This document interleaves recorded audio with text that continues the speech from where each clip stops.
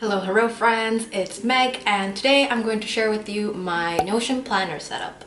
Now, I use Notion for so much more than just a planner, so if you would like to see a full tour of my Notion setup, please leave a comment down below so I know that you guys are interested. So let's get right into it. So before I even logged on to my Notion workspace, I actually started with planning my planner by writing out everything that I wanted for each of the sections that I had planned to make. So I wanted my daily section to hold certain aspects, and my weekly view to show certain aspects, and a monthly view and a quarterly view to show different aspects as well. And that is a pro tip for anyone who's trying to make a Notion planner setup. Because of the flexibility and freedom you have when it comes to creating a Notion page, I think a lot of people get overwhelmed when they just dive right into Notion and just like start playing with things, because there's so many options and so many, possibilities when it comes to like how to structure your page. And so before you even get started on Notion, I highly recommend taking out a piece of paper or your iPad and just planning out what you want in each of those pages and kind of doing a rough sketch of what those pages are going to look like, or what you want it to look like, so that you don't get overwhelmed when you hop onto Notion itself. From there, I took the sketches and moved it over to Notion and constructed the Notion pages themselves. Not everything is true to my sketch because of the nature of, the logistics of execution, and also just kind of figuring out what actually made sense to me when it came to actually setting up the Notion page. Because some things like looked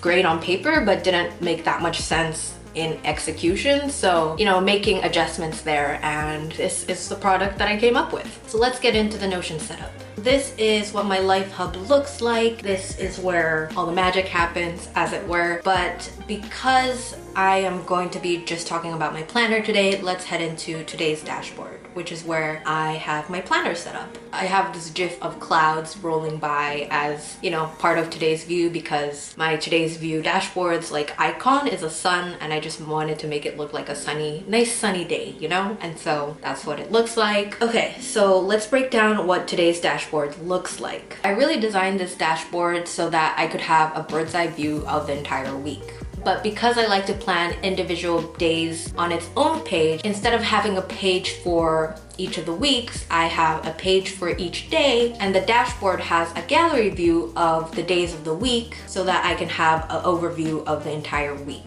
So let's work our way from the smallest time frame to the largest time frame. So starting with these daily pages, I'm gonna choose Saturday just because it's not filled yet. So this is what the daily pages look like.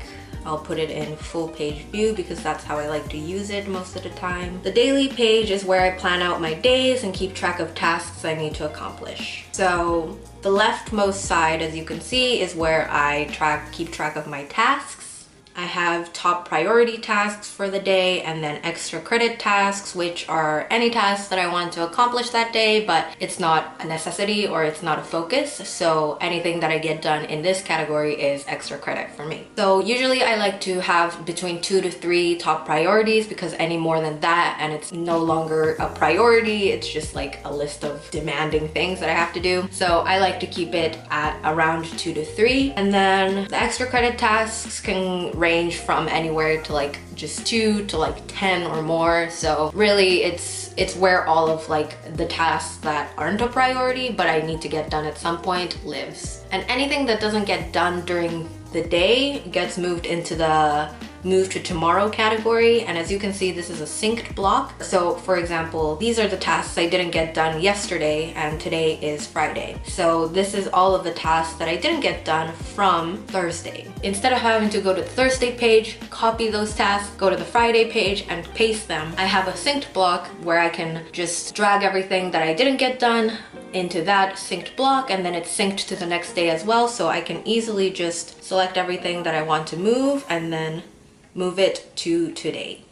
Obviously, this is not today, this is tomorrow, so I'm not gonna move the tasks, but that's how it works. The middle section is where I write out my rough schedule for the day and kind of time block roughly, because I don't like to strictly time block, but it is a good way for me to like stay on top of things and make sure I get everything that I want to get done. And so I do time block loosely. And so this is where that time blocking happens. and I use these quote blocks to write the event itself and then the time that it is scheduled for. So a good example of this would be Sunday, so let's go there. As you can see, I write out any lectures, any tasks that I wanted to do during that day, and just have a rough schedule of how my day went. And that's just a good way for me to be able to keep track of everything that I was able to do / how much time it took. And so it's a great way to be realistic about how much time each task takes.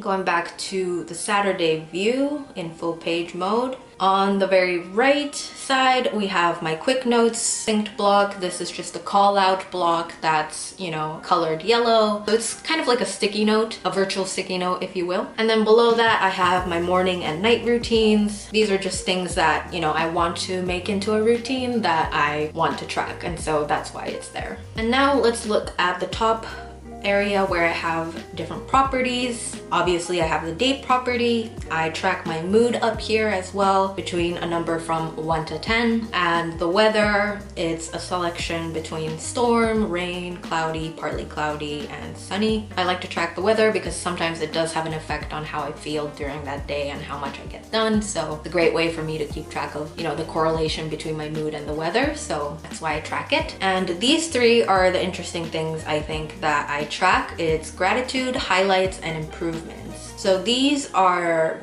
not in the page itself because if you remember the weekly view, they are the ones that are shown in the card for the day. I wanted to do this as a property because I'm able to show it in the gallery view and kind of remind myself of the good things that happen in the week. So that's why I have them as properties instead of elements in the page. As you can see here in the weekly view, you can see my gratitude, my highlight, and my improvement of the day. And it's just nice to see it fill up through the weeks, Okay, so now let's take a look at the weekly view. And obviously this entire thing is a weekly view, but I have a page specifically for the week as well. So this page is mainly used for my weekly review, where I reflect back on the week that I just had and look ahead to the week coming up. In the properties, I have the gratitudes, highlights, and improvements as rollouts so that I can kind of see the things that I was thankful for that week, the things that were my highlights of the week, and kind of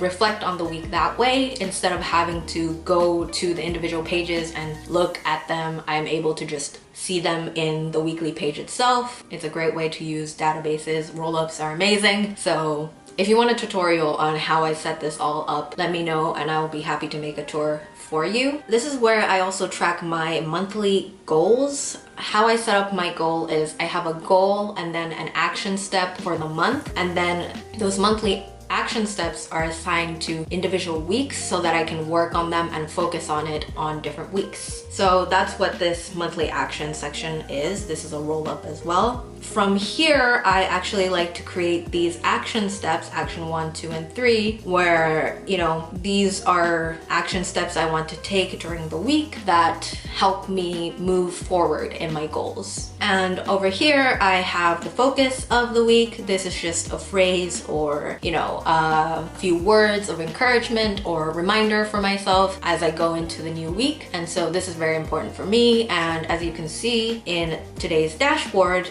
the focus of the week and the 3 action steps are shown in the card as well, just like the gratitude and highlights and the improvements for the daily view. Because for me, out of sight is out of mind, so having things front and center in my today's dashboard is really important. So now that we covered the weekly view, let's go into my monthly view. And as you can see here, this is very similar to the weekly view in that this is really used just for my monthly reflections. It's a great place for me to be able to check up on my goals and how I'm doing with them. And I actually haven't written out the monthly review prompt yet because I haven't had this set up for a month. But I think at the end of the month, I'll come up with some prompts to be able to review what, I was able to do this month and how I felt this month. This is still a work in progress, but the monthly view is a great way for me to be able to track my goals and stay on top of that. So yeah, that's the breakdown of my today's dashboard. I hope this was interesting to you and helpful to you. Again, if you want a tutorial on how to construct this planner, let me know down in the comments below and I'll be happy to make a video walking you guys through how I made this planner. If you like this video, please leave a like because it helps me out so much. Thank you so much for watching and I'll see you next week. Bye!